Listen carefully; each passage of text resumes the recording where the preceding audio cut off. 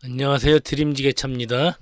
자, 지금 영상을 잘 보세요. 오른쪽에 빨간 표시된 곳에 컨테이너 위에 무엇인가가 있는데 넘어갑니다. 오른쪽으로 넘어가서 급하게 내렸죠.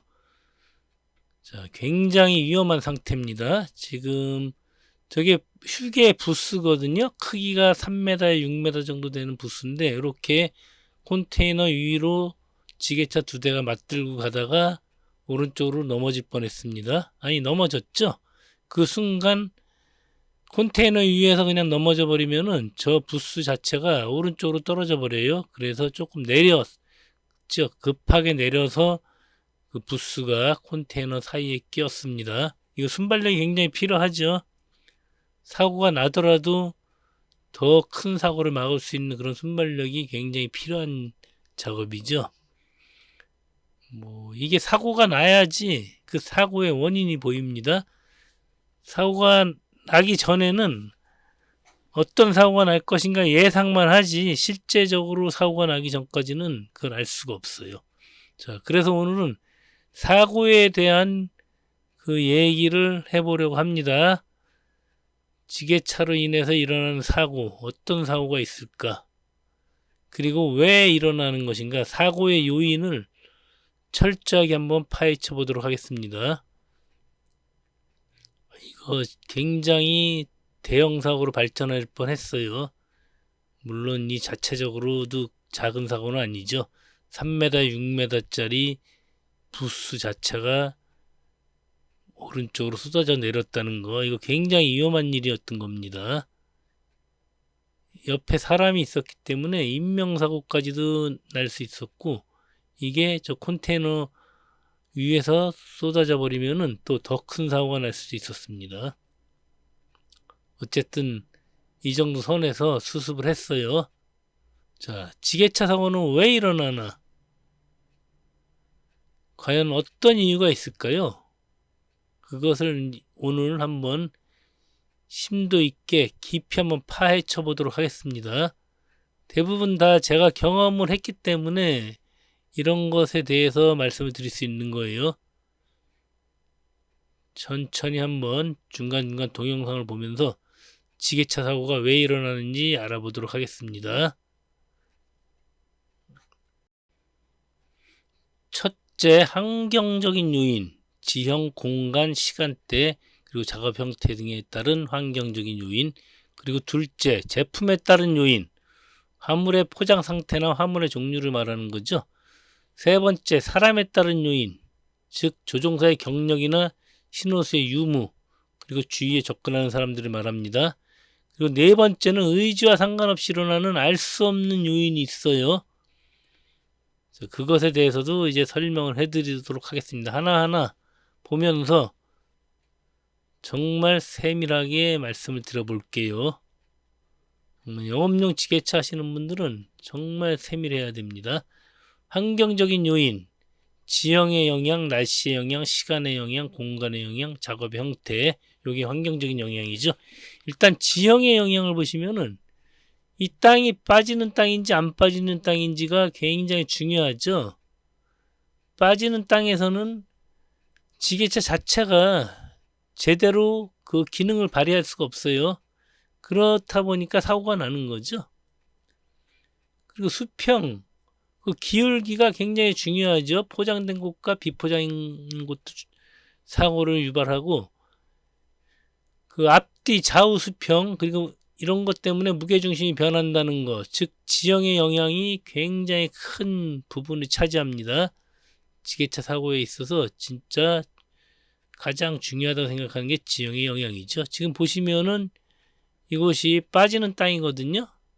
파쇄석으로 매립을 하는 곳이고, 저 중간에 물골이 있던 곳을 매립해서 파쇄석으로 다져놓은 곳인데, 비가 와서 땅이 굉장히 약해져 있습니다. 그리고 약간 내려갔다가 올라가는 그런 형태의 땅이거든요. 이런 식으로 되어 있습니다. 가운데 쪽에 파쇄석으로 매립해 놓은 곳이에요. 정말 안 좋은 곳이죠. 지게차가 내려가게 되면은 저 부분 올라갈 때 되면은 뒷바퀴가 다시 저 매립된 곳에 걸리기 때문에 무슨 지게차가 작업을 할 수가 없어요. 작업을 제대로 하지 못하면은 사고가 발생되는 거죠. 자, 제 맘대로 조절이 안 된다는 얘기예요. 그러면 한번 동영상을 보도록 하겠습니다. 이 지게차 여기 보시면은 왼쪽에 또 나무가 한 그루 있어 갖고 왼쪽에 있는 톰백을 건져내야 되는데 가지고 나와야 돼요. 왼쪽에 있는 톰백을 가지고 나와야 되는데 그게 쉽지가 않죠. 자, 동영상 출발합니다. 지금 한번 들어갔다가 그냥 나왔어요. 지게차가 빠질 것 같아서. 근데 또 한번 시도를 해보자 그래서 또 시도를 하고 있는데 역시 쉽지 않죠. 자, 여기까지는 뭐 어떻게 올라갔지만 이 왼쪽에 있는 나무 때문에 지게차가 조금도 더 회전이 안 되죠. 더군다나 뒷바퀴 있는 쪽이 그 팥에서 잡석이 깔려 있는 곳이기 때문에 회전을 할 수가 없습니다. 무조건 빠지게 돼 있어요. 그래서 포기하고 뒤로 나와요. 일단 왜 빠지는지 그거 일단 보여드렸어요. 그리고 못한다라고 나오는데 거의 싸우다시피 하고 나왔습니다. 그냥 뭐 말로는 설명이 안 돼요. 그냥 제가 간다고 해도 도대체가 이해를 못하는 거 있죠. 그래서 뭐 어쩔 수 있습니까? 싸움을 하다시피 큰 소리 쳐가면서 빠져나올 수밖에 없었어요. 이 지형의 영향, 특히 수평, 이게 앞뒤 좌우 수평이 안 맞으면 무게중심이 변하거든요. 굉장히 조심해야 되는 그런 작업입니다. 자, 다음은 날씨의 영향. 일단 기본적으로 맑은 날은 좋습니다. 그렇지만 이제 강추위나 폭설, 그리고 폭우, 강풍, 또한 안개 낀 날, 이런 날은 지게차에게는 굉장히 안 좋은 날이죠. 특히 폭설 내린 날, 지금 동영상이 폭설 내린 날 주행하는 영상인데요. 큰 도로는 다 녹아 있습니다. 미리 이 고양시 지역 같은 경우 전날 염화칼슘을 뿌려놓기 때문에 다 녹아 있어요. 그러나 이제 현장 가면은 현장에는 그게 그대로 쌓여 있기 때문에 제서 작업이 안 돼 있기 때문에 굉장히 미끄럽습니다. 그리고 또 폭우가 내렸을 때는 문을 열고 작업을 할 수가 없고 그래서 더욱더 그 소통도 안 되고 시야가 굉장히 안 좋아지죠. 강풍 부는 날도 마찬가지로 좋지 않습니다. 강추위 때도 문을 다 닫고 작업을 해야 되기 때문에 굉장히 안 좋죠. 이 날씨의 영향 틀림없이 많이 받고 있습니다. 동영상 한번 보실까요? 그냥 주행 영상인데 이 마스트 위에 보면은 엄청나게 눈이 많이 쌓여 있죠. 눈이 올해 꽤 많이 왔죠. 눈 많이 온 날이었거든요. 이렇게 주행할 때는 그래도 크게 문제가 없어요. 그런데 현장 도착하니까 제서 작업이 하나도 안 돼 있던 거죠. 그래서 굉장히 미끄럽습니다. 지금 보시는 화면은 요 기둥을 잘 봐주세요. 이 마스트인데 이 구조적인 문제 때문에 그 사고의 요인이 되기도 하죠. 가장 크다고 볼 수 있습니다. 어떻게 보면은 이 구조적인 요인이 가장 커다란 지게차 사고의 어떤 요인일 수밖에 없죠. 일단 날씨에 있어서는 폭설이 가장 커다란 영향을 끼칩니다. 그 후에 폭우라든가 강풍, 안개 낀 날이 있겠죠. 자, 이번에는 시간의 영향을 보도록 하겠습니다. 주간 작업이나 새벽 또는 심야 작업 같은 경우 보통 주간 작업 때 우리가 시야가 약 20% 정도 가려져서 80%의 그 시야로 작업을 한다고 치면은 새벽이나 야간 또는 심야 작업 같은 경우 반도 안 돼요. 굉장히 안 보이죠. 시야가 엄청 불리합니다. 그리고 주로 전방 쪽에는 라이트가 환하게 비치지만 좌우나 뒤쪽에는 그냥 깜깜한 경우가 많죠. 물론 저는 작업등을 충분히 많이 비추고 작업을 하기 때문에 그렇게까지 뭐 어렵진 않은데 일반적인 지게차의 경우 뒤쪽이나 좌우는 전혀 그 작업등이 없다고 보시면 돼요. 작업등이 기본적으로 나올 때 없어요. 후진할 때만 불이 들어오죠. 그래서 이제 야간 작업 많이 하시는 분들은 작업등이 필수라고 보시면 됩니다.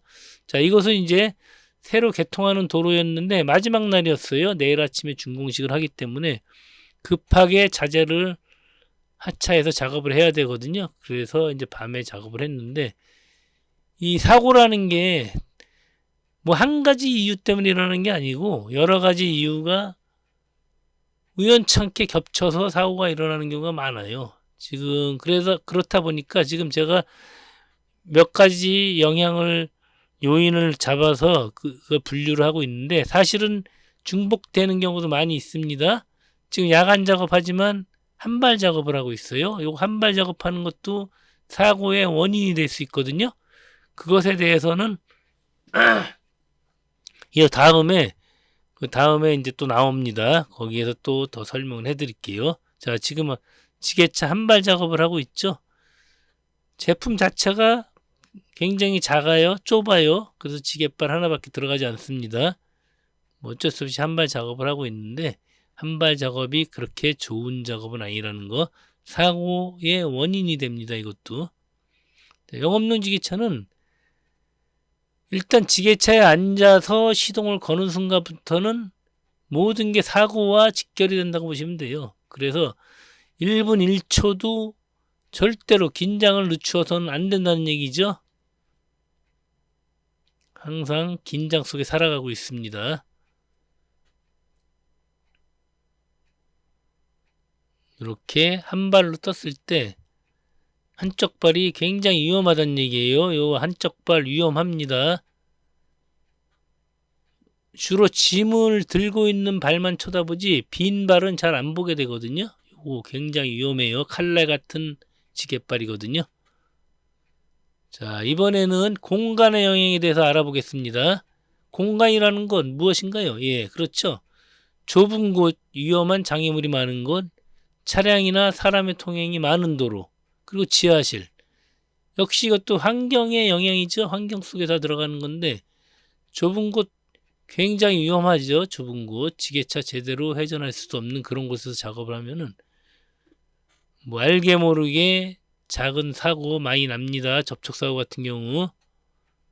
지게차가 무쇠로 되어 있기 때문에 어지간한 것은 닿는 순간 그 상대방 쪽은 전부 찌그러질 수밖에 없어요. 한 번 더 말씀드리지만 제 자신은 다치지 않는 게 지게차의 함정이죠. 저는 안 다치고 상대 쪽만 다치게 하는 게 바로 우리 지게차입니다. 자, 이번에 이제 이곳은 제가 할 작업은 인도 위에서 팔레트를 하차를 할 거예요. 그럼 어떤 식으로 작업을 할 것인지 한번 보도록 하겠습니다. 이곳은 위험한 장애물이 많아요. 그리고 차량이나 사람의 통행이 많은 곳이에요. 자, 바로 앞에가 버스 정거장이거든요. 자, 보세요. 이렇게 팔레트를 인도 위에서 하차를 하는데, 사실 요 앞에 쪽에 경계석이 있고 또 이 인도가 약간 앞쪽으로 기울어져 있는 상태에서 작업을 하고 있거든요. 그리고 뒤쪽으로 공간이 많지도 않습니다. 사실은 이렇게 인도 위에서 작업할 때는 정말 더 조심해야 되겠죠. 이곳은 일방통행로예요. 일방통행로. 이런 일방통행로에서 속고보도를 하차하고 있는데, 이런 곳에선 신호수가 필수죠. 신호수 없이 작업하다가는 단 한 번도 지게발을 꽂아보지도 못할 거예요. 엄청나게 차들이 많이 오는 곳이거든요. 오늘 영상에 별로 차가 안 지나가는 거예요. 사실 이곳은 굉장히 복잡한 도로입니다. 우리 지역에서 꽤나 복잡한 상업지구이기 때문에 차들이 정말 끊임없이 오는 일방통행 도로예요. 이런 곳 사고 많이 납니다. 정말 제가 아무리 조심을 해도 차량 그리고 사람을 다 피할 수가 없어요. 제가 다 볼 수가 없습니다. 온통 제가 모니터를 잔뜩 켜놓고 작업을 하는데도 어차피 눈은 두 개 아닙니까? 다 못 봐요. 그래서 이런 곳에서는 필히 신호수 없이 작업하다가는 큰일 난다는 거. 차량이나 사람의 통행이 많은 도로였죠. 자, 이곳은 이제 4차선 도로입니다. 4차선 도로인데, 이곳에서 하차를 해서 일방 통행로를 들어가서 물건을 내려줘야 되는데, 이 팔레트가 좀 낮은 팔레트는 괜찮은데 높은 팔레트가 있어요. 그거를 들고 앞으로 갈 수가 없죠. 보이지가 않으니까요. 그래서 이제 저 같은 경우는 카메라와 모니터를 최대한 활용해서 작업하고 있습니다. 사실 이런 공간의 영향도 사고를 유발하는데 굉장한 영향을 끼치고 있습니다. 이번에는 좁은 곳에서 더 이상 뒤로 물러날 수 없는 곳에서 목재를 하차하고 있죠. 제가 최대로 가봤자 뒤로 갈 수 있는 공간이 굉장히 한정적이거든요.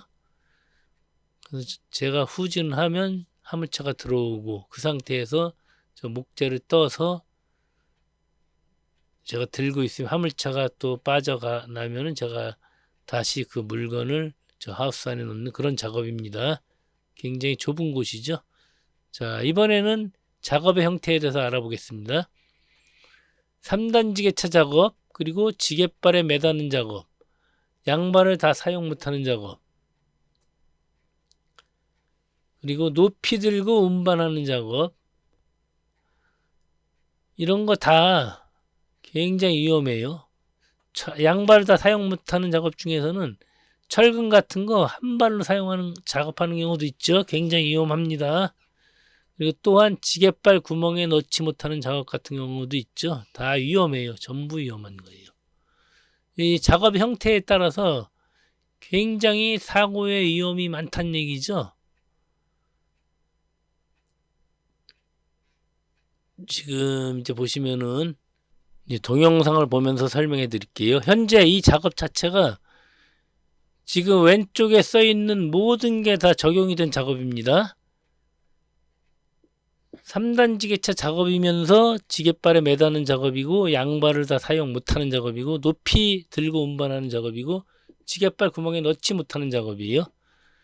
다행인 것은 저 배전반이 가볍다는 얘기죠. 가볍기 때문에 그나마 어렵지 않게 할 수 있었는데, 저게 굉장히 무거운 중량물이라면은 위험하죠. 이 지게발에 매다는 작업, 위험한 작업이에요. 슬링바나 체인 또는 쿠사리 같은 걸로 매다는데 언제 끊어질지 모르죠. 슬링바나 쿠사리 저는 믿지 못합니다. 그래서 항상 조심해야 되죠. 지금처럼 이렇게 스윙이 심하게 되면은 더 잘 끊어질 수가 있거든요. 특히 톰백 같은 거 들고 다니다가 자주 끊어집니다. 자, 이거 이제 발 하나만 꽂았지, 그리고 높이 들었지, 지게발 구멍에 넣지 못하지, 모든 게 다 포함된 겁니다. 자, 지금 보시면은 지게발 하나 간신히 꽂고 있어요. 다행인 것은 저기다가 야라는 것을 구멍에 꽂았죠. 저거 안 꽂으면은 이 슬링바가 저 앞으로 밀려나가서 떨어질 수도 있습니다. 잘 미끄러지죠. 굉장히 높은 상태거든요, 지금. 요게 이제 작업의 형태에 따른 모든 위험을 다 안고 하는 그런 작업이었습니다.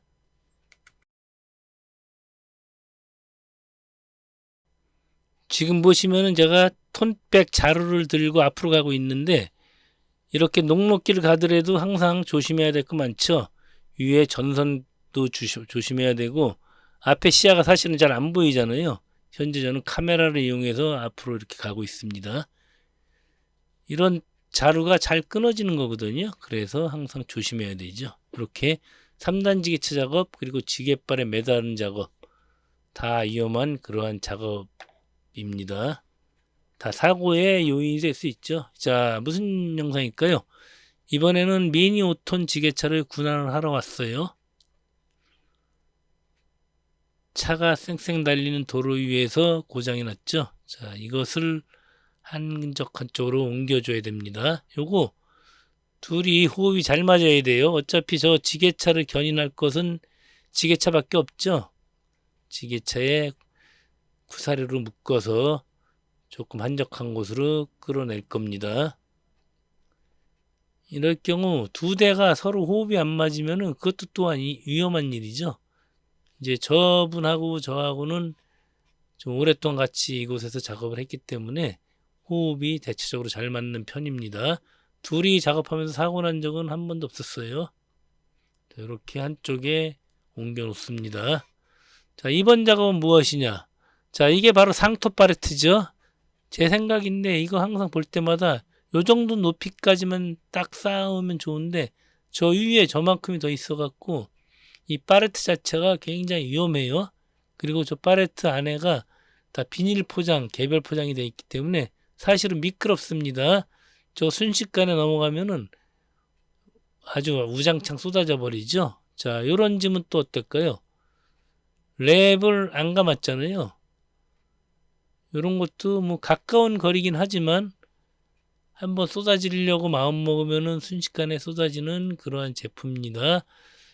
뭐 이게 쏟아져서 박스가 떨어졌을 때 파손이 되는지 안 되는지 뭐 모르겠습니다. 저분들이 랩을 안 감아줬기 때문에 저도 이렇게 하고 있는데 현재 이곳에서 받아치기라고 하죠. 지게차 한 대가 들어가 있습니다. 자, 이번에는 이제 요 V자 형태, 역 V자 형태의 스텐 구조물인데요. 이게 아마도 그 가로등에 사용하는 것 같아요.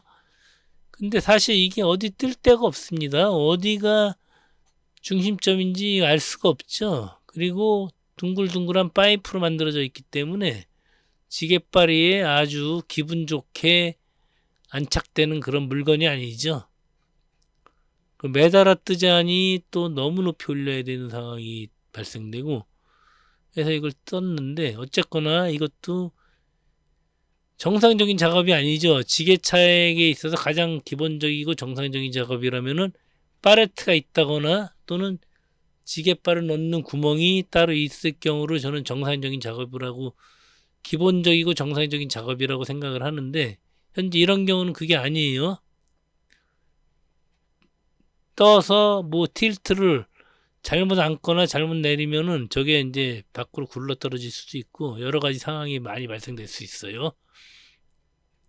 자, 이것을 이제 내려놓는데 내려놓을 때도 정말 조심해서 내려놔야 되죠. 옆에 사람들과 같이 작업을 해야 되기 때문에 잘못 내려놔서 갑자기 쾅 쏟아질 수 있고 요거 내리면서 지금 그 계속 내리면은 제 행가방이라는 곳에 저게 찌그러질 수 있어요. 그 밑으로 들어왔을 때 내리게 되면은 그런 것도 잘 봐가면서 내려야 된다는 얘기입니다. 이렇게 지게발 구멍이 없는 것들은 좀 위험한 작업이죠.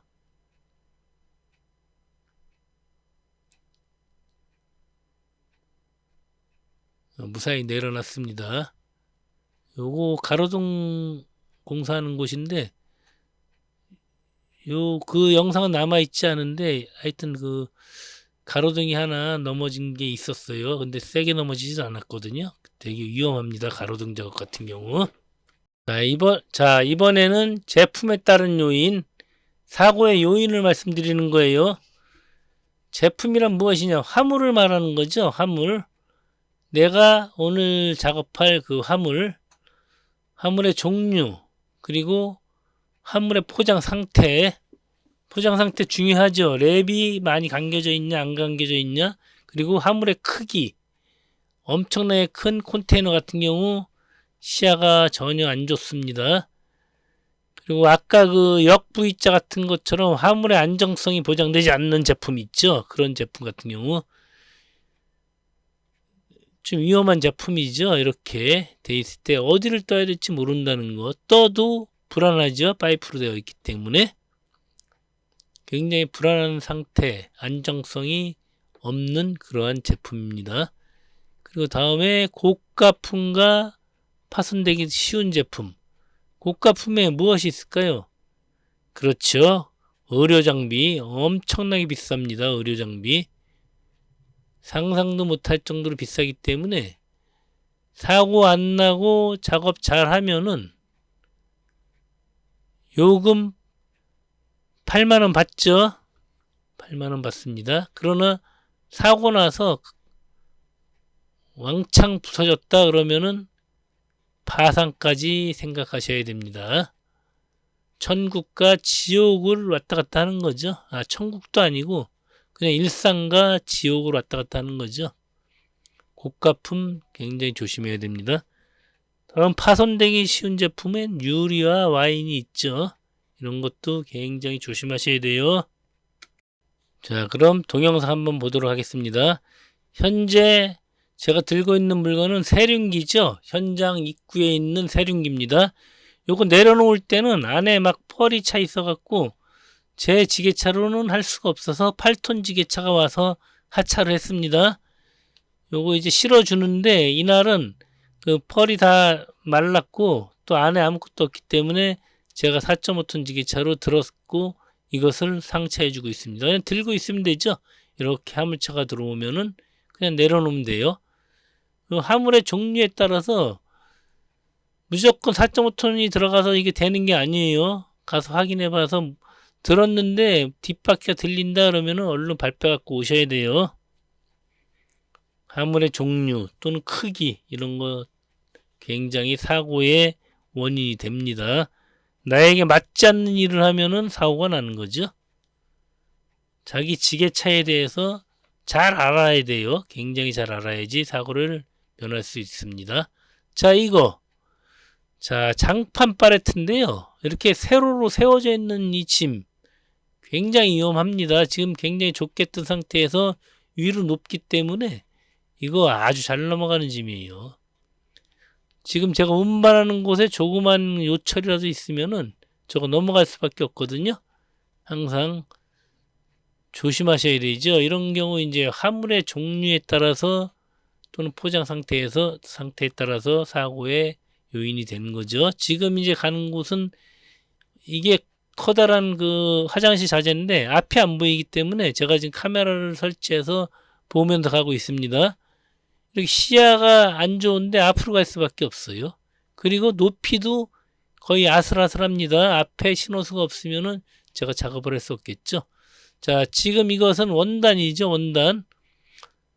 요것도 은근히 미끄럽습니다. 요거 지금 현재 작업하는 곳이 오른쪽으로 기울어져 있어요. 화물차 쪽으로 비탈해져 있는 땅이기 때문에 저기서 회전을 할 수밖에 없거든요. 회전하다 보면은 저게 굴러갈 수가 있어요. 그 랩이 뭐 많이 감겨져 있지도 않기 때문에 사실은 위험한 짐이죠. 그렇게 둥글둥글한 제품들은 항상 조심을 하셔야 돼요. 다행인 것은 이게 이제 팔레트가 그렇게까지 높지는 않기 때문에 이게 굴러가거나 무슨 넘어가거나 하는 사고는 없었습니다. 이날 한 7, 8대 정도 하차를 한 것 같은데 무사히 잘 맞췄습니다. 그러나 이런 짐, 둥글둥글해서 굴러다니는 짐은 이 화물이 안정성이 없죠.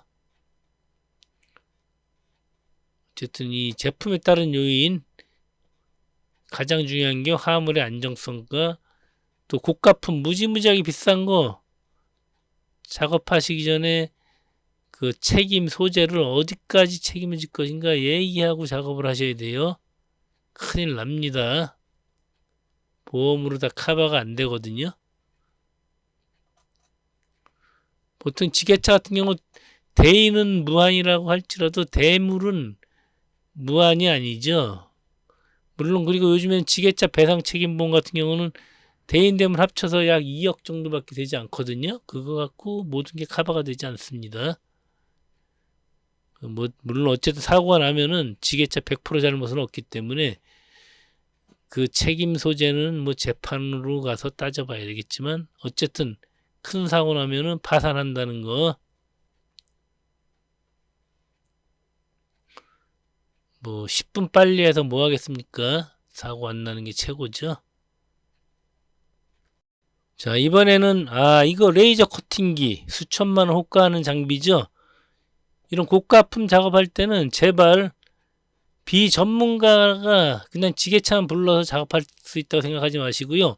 도비, 뭐 일본 말이 좀 많이 쓰는 거기 때문에 저도 썼는데 도비 하시는 분 부르세요. 도비 하시는 분을 부르게 되면은 물론 지게차 요금이 올라가지만 이렇게 지게차 2대가 운반해야 될 이런 일이었거든요. 근데 안에가 좁아서 지게차 2대가 들어갈 수가 없죠.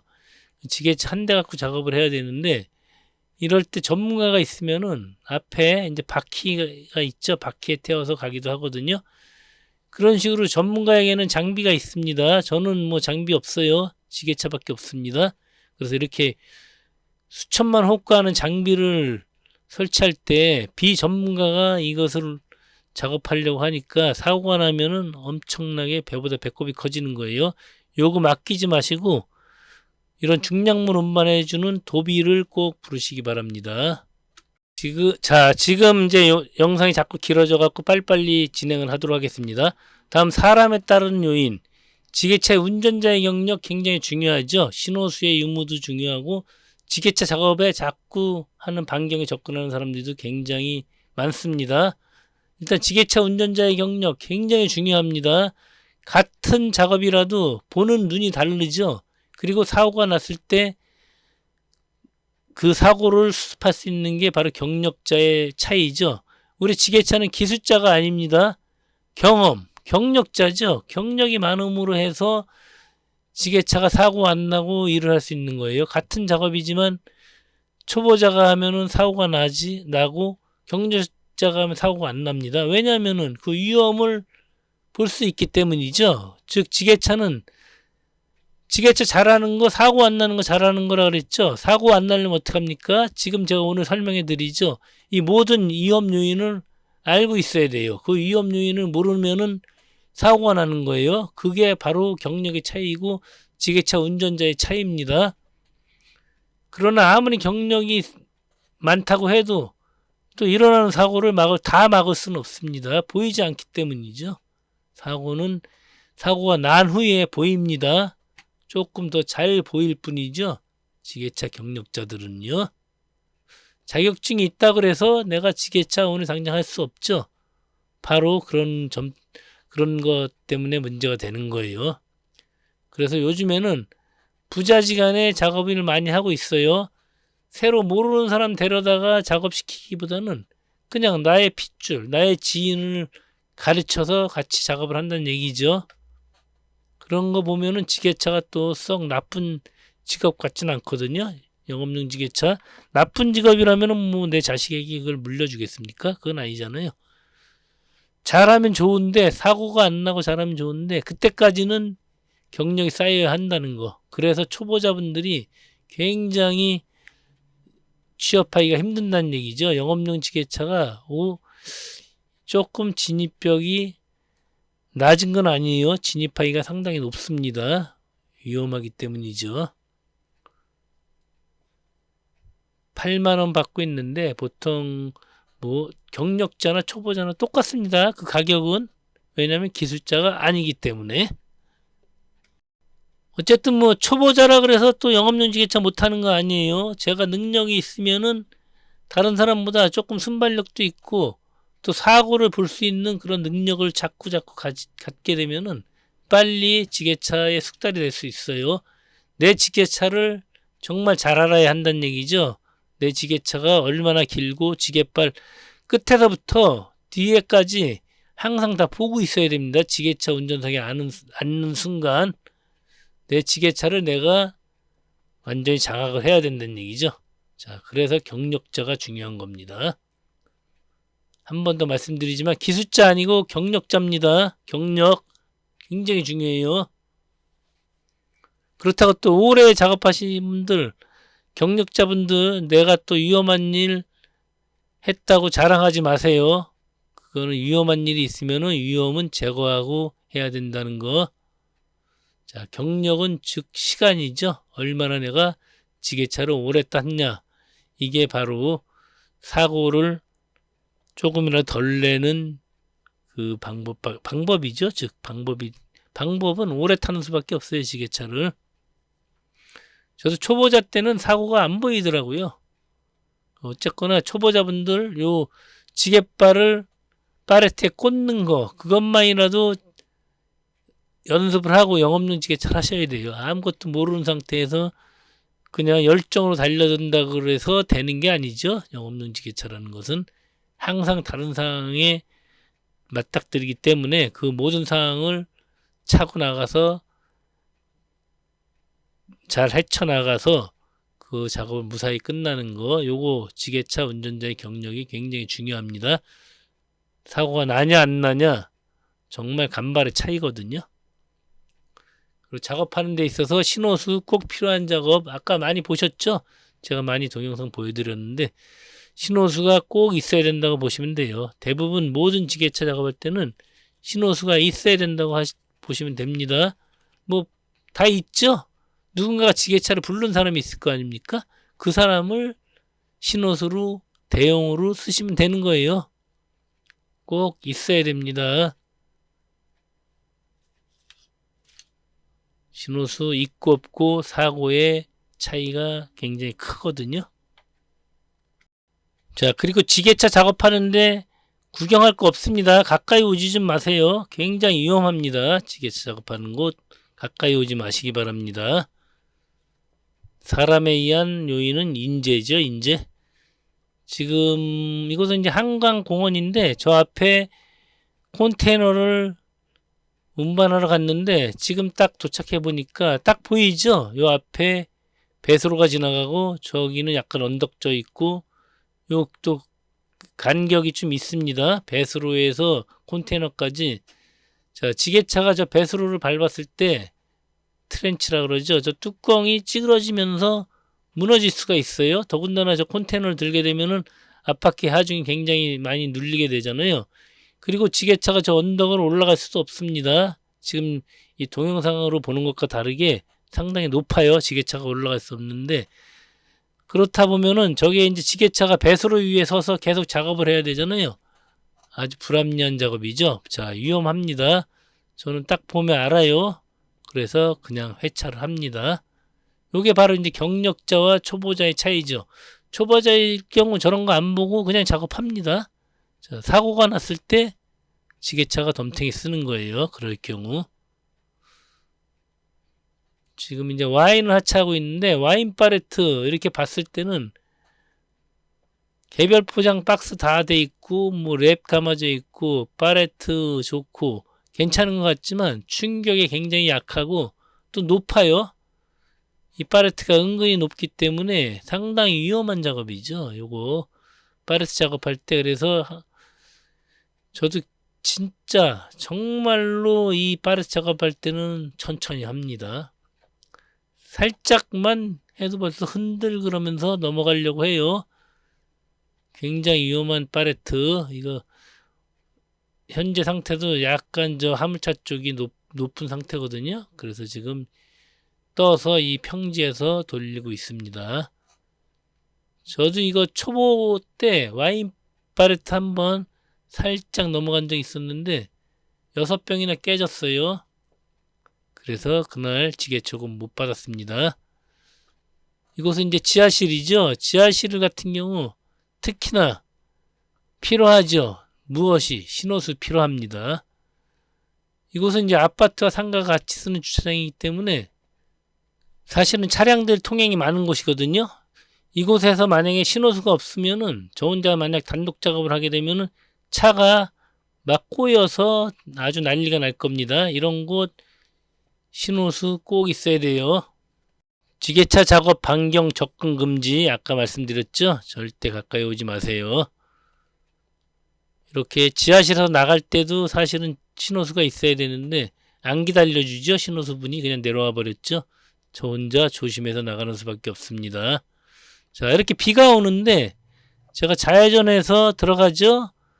왼쪽에 중앙선이 있습니다. 그런데 화물차 한 대가 중앙선을 넘어서 추월을 해버리죠. 저는 또 좌회전할 것인데 제가 이곳은 맨날 다니다 보니까 이 경험이 쌓이고 그 경험이 즉 경력이란 거죠.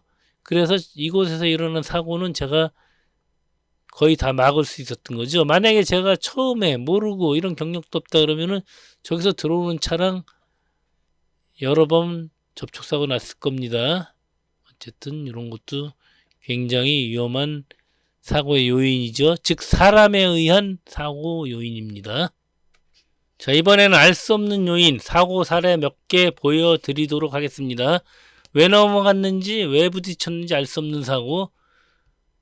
그러나 원인은 있어요. 사고가 나고 나면은 그 원인을 찾을 수가 있거든요. 아까 말씀드렸지만 사고라는 것은 딱 하나의 원인 때문에 나는 게 아니죠. 이것저것 복합적으로 작용을 해서 사고가 날 만하니까 사고가 나게 돼 있습니다. 그거를 다 파악을 해야 되는데 그 중에 몇 가지 파악을 못하면 사고가 나는 거죠. 그러나 정말 알 수 없는 사고가 있어요. 그것은 이제 CCTV가 없다든가 블랙박스가 없으면은 사고 원인을 찾지 못할 뿐이지 사고 원인이 없진 않습니다. 자, 영상 한번 보도록 하겠습니다. 쾅 부딪혔죠? 무엇이냐? 저 화물차 적재함 고정시키는 그 중간 바인데 제 행가방가 부딪혔어요. 왼쪽으로 조금 더 갔으면 좋은데 저기 또 비료가 있어갖고 제가 오른쪽으로 감만 믿고 갔다가 부딪힌 거죠. 상당히 기분 나쁘셨을 겁니다. 자, 이번에 나무 박스죠. 잘 싣고 왔는데 요거 이제 떠서 한 번에 8개씩 뜨는 겁니다. 8개씩 떠서 4줄씩 4단씩 2줄 쭉 8개가 박스가 있는데 들고 나오다 보니까 오른쪽에 위에 거 2단이 같이 딸려 나오는 거예요. 그래서 급하게 다시 앞으로 들어갔는데도 불구하고 저 2개가 떨어졌습니다. 앞에 줄 4개 중에서 2개가 떨어진 거죠. 다행인 것은 그나마 제가 앞으로 밀고 들어갔기 때문에 화물차 위로 떨어졌어요. 저게 그 바닥 아스팔트 밑으로 떨어졌으면은 후덜덜하죠. 저거 한 박스에 1,000만 원 정도 갑니다. 물론 저 화물차에 한 차면은 수억 원대로 호가하는 제품이었어요. 저는 저렇게 비싼지는 또 몰랐거든요. 물론 이제 그런 거를 미리 말씀을 해주셔야 되는데 뭐 말을 해줬거나 안 해줬거나 사고가 나고 안 나는 건 크게 변함이 없겠지만 조금 더 조심할 수 있지 않았을까 하는 생각이 듭니다. 그러나 어쨌든 제가 저렇게 붙어있는 박스를 작업할 때는 박스가 없는 반대쪽 왼쪽으로 약간 틀면서 나오거든요. 그런 상태인데도 위에 있는 2줄이 저 뒤에 줄 두 개의 단이 밑에 걸 앞에 걸 건들면서 같이 빠져나온 거죠. 그래서 이제 이게 떨어졌는데 정말 다행인 것은 화물차 위로 떨어졌다는 거죠. 그래서 요거 이제 나중에 다시 가져가서 검수까지 하셨다고 하는데 아무런 문제가 없었습니다. 어쨌거나 이 작업하고 나서는 제가 좀 더 신경을 써야 되겠다. 그러나 보이지 않아요. 저게 이게 알 수 없는 미스테리한 사고나 마찬가지입니다. 보이지가 않습니다. 저 뒤에가 어떻게 돼 있다는 건 볼 수가 없어요. 지금 동그라미 친 부분이 떨어져 나온 건데 자, 저걸 밀고 나왔다는 것이죠. 제가 뒤에서 들고 나올 때 그게 이걸 밀고 나왔다는 거예요. 같이 잡고 나온 건데 이걸 한번 위에서 한번 볼까요? 어떤 상황인가요? 이렇게 1번, 2번을 보시면 아시겠지만 2번 박스가 1번 박스를 같이 끌고 나오는 거예요. 제가 왼쪽으로 돌렸는데도 불구하고 저게 지금 겹쳐져 있었던 거죠. 이거 물론 눈으로 보진 못하지만 이렇게 충분히 추론할 수 있는 상황이거든요. 요거 불가항력이거든요. 미스테리한 사고입니다. 어쨌든 자, 이번에는 지게차를 군환하러 왔어요. 2.5톤 지게차가 저 화물차 위에 사다리를 타고 올라가다가 아슬아슬한 상황에 처했습니다. 굉장히 위험한 사고예요. 이게 사실은 저게 올라가다가 지게차 타고 누군가 조종하고 있지 않았겠습니까? 그 조종하고 올라가다가 저기서 만약에 전복이 되면은 안전벨트를 안 맸을 거 아니에요. 대부분 안전벨트를 안 매게 되면은 이게 어떻게 될까요? 지게차 밖으로 튕겨져 나오면서 저 무거운 지게차에 깔려버리게 되겠죠. 압사사고라는 거예요. 압사사고. 저 지게차 밑에 깔리면은 저 지게차를 들어줄 무엇인가가 장비가 와야 되는데 근처에 없지 않잖아요. 없잖아요. 없어. 10분, 20분 지게차 밑에 깔려 있게 되면은 뭐 사람이 살아날 수가 없죠. 굉장히 위험합니다. 제가 저걸 이제 옆에서 한번 떠보려고 했는데 지게발이 들어가지가 않아요. 저도 이거 조심해서 작업해야 됩니다. 잘못 작업하다가 저거 떨어뜨리면은 또 제가 또 독박을 쓸 수도 있겠죠. 자, 이런 식으로 아슬아슬하게 걸려 있습니다. 위험하죠. 저거 위험해. 보기만 해도 위험하지 않습니까? 저도 요즘에는 그 주행 중에는 되도록이면 안전벨트 메고 다녀요. 작업할 때는 뭐 평평한 곳에서 제가 조심스럽게 작업하기 때문에 안전벨트를 안 메고 작업하는 경우도 많은데 주행 중에는 제가 필히 안전벨트를 메고 주행을 하고 있습니다. 물론 가끔 그냥 갈 때도 있어요. 양심 고백합니다. 제 생각인데 이 지금 사다리가 놓여져 있는 곳이 땅이 부실하잖아요. 그래서 저 지게차가 타고 올라가다가 화물차가 들리면서 지금 이렇게 화물차가 들렸을 거예요. 들리면서 저 사다리가 틀어졌지 않았을까. 그렇게 예상만 해봅니다. 제가 거기 있지 않았기 때문에 원인을 최대한 알 수는 없어요. 현재 제가 지게발을 어디다 집어넣을 수가 없어갖고 지금 슬링바로 묶어서 저 앞으로 보내주고 있습니다. 제가 이제 움직이기에 요 사다리가 조금 또 걸림돌이 되고 있죠. 자, 위험합니다. 이렇게 뒤에 들으니까 제 저쪽으로 조금 나와버렸죠. 좀 위험했어요. 이런 거 사고 처리할 때도 정말 조심해서 해야 됩니다. 자, 이번에 잘 보시면 이건 정말 미스테리하죠. 지금 페인트 팔레트를 제가 지게발로 떴는데 아무런 문제 없이 잘 들어갔습니다. 이거 사고가 날 거라고는 위에 있는 팔레트가 떨어진다거나 위에 있는 페인트가 떨어진다거나 딱 두 가지밖에 없죠. 근데 좀 이상한 일이 발생되거든요. 사고는 아니지만 좀 이상해요. 미스테리합니다. 이것을 일단 옆으로 옮기고 있는데 내려놓는 순간 잘 보세요. 지금 빨간 표시한 쪽을 잘 보시면은 제가 지게발로 저 페인트통을 건드리지도 않았거든요. 근데 보시면은 지게발을 내려놓고 빼는 순간 뭐가 콸콸콸 쏟아져 나오죠. 자, 페인트가 쏟아져 나옵니다. 신나 같은 거였던 것 같아요. 저거 폭발 위험 있죠. 저 밑에 쏟아져 있는데 누가 옆에서 담배라도 피게 되면은 저거 폭발하면서 하우스가 날아가는 겁니다. 자, 저게 왜 쏟아져 나왔을까요? 도대체 알 수가 없죠. 정말 알 수 없는 미스테리한 일입니다. 요거는 제가 뭐 알 수가 없어요. 자, 이번에는 본드 팔레트 운반하고 있습니다. 지금 거의 뭐 불안전하지 않죠? 안정성 있게 운반하고 있는데 내려놓는 순간 갑자기 요동을 치면서 위에 있는 본드가 떨어지죠. 저런 거 내리고 작업해야 돼요. 내리고. 저 터졌으면은 얼마나 또 난감했겠습니까? 다행히 터지지 않았거든요. 자, 이게 왜 넘어갔을까요? 왜 떨어졌을까요? 저게. 지금 팔레트가 이렇게 이쪽에서 뜨면은 지게발 들어가는 것이 조금 낮아요. 그래서 지게발을 집어넣는데 보통 제가 저 노란 표시한 데에서 조금 더 들어가야 되는데 지금 뭔가 걸리더라고요. 똑바로 들어가지 않은 모양이에요. 그래서 안 들어가고 살짝 들어봤는데 또 괜찮게 들리더라고요. 그러나 여기서 제가 발을 다시 집어넣더라도 약 5cm 정도 더 들어갔으면 좋았을 텐데 그걸 안 들어간 상태에서 작업을 했거든요.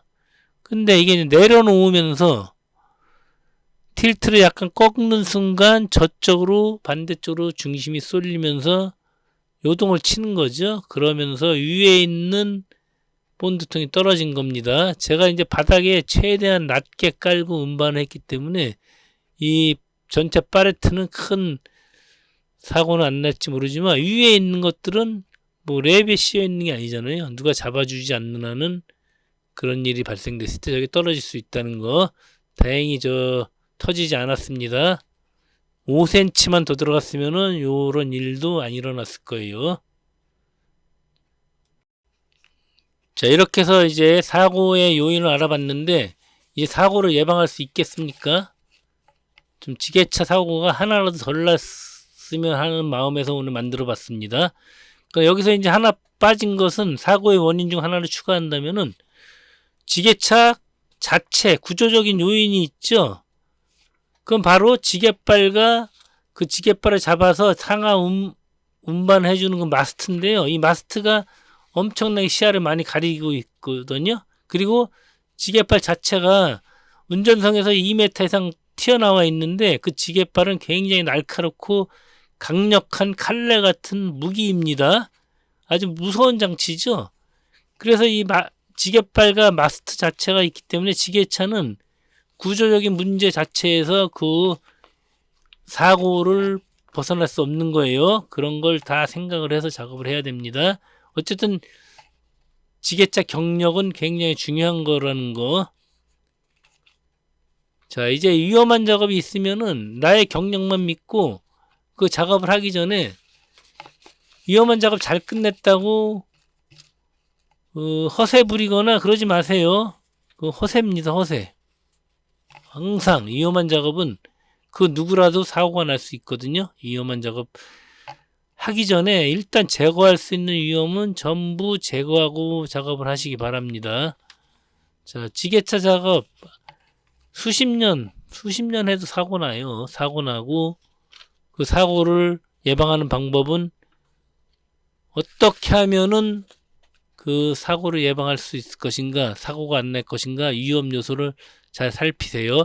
8만 원 벌려다가 사고 나면은 파산한다 그랬어요. 정말 많은 생각을 하고 지게발 위에 물건을 얹어야 됩니다. 아침에 일어나서 지게차 위에 운전석에 앉는 순간 정말 많은 생각을 하고 지게차를 시동을 걸기 바랍니다. 지게차, 지게발 정말 무서워요. 시야도 좋지 않은데 그 무서운 흉기를 갖고 다니잖아요. 항상 조심해서 작업하시기 바랍니다. 요 다음에는 제가 오늘 영상이 좀 길었는데 조금 짧게 해서 지게차의 기본 작업에 대해서 알아보도록 하겠습니다. 오늘 지루하셨지만 많은 좀 도움이 되셨으면 좋겠습니다. 감사합니다. 제가 사실은 이게 한번 녹화 영상을 떴다가 오디오도 별로 안 좋고 그래서 지금 다시 녹음을 한 거거든요. 그래서 이거 하다 보니까 너무 저도 지루해요. 그래서 오늘 조금 중간중간 잘라버리고 간단히 만든 건데도 거의 1시간 가까이 되죠. 지루한 영상 봐주셔서 감사합니다. 구독, 좋아요 좀 꼭 눌러주세요.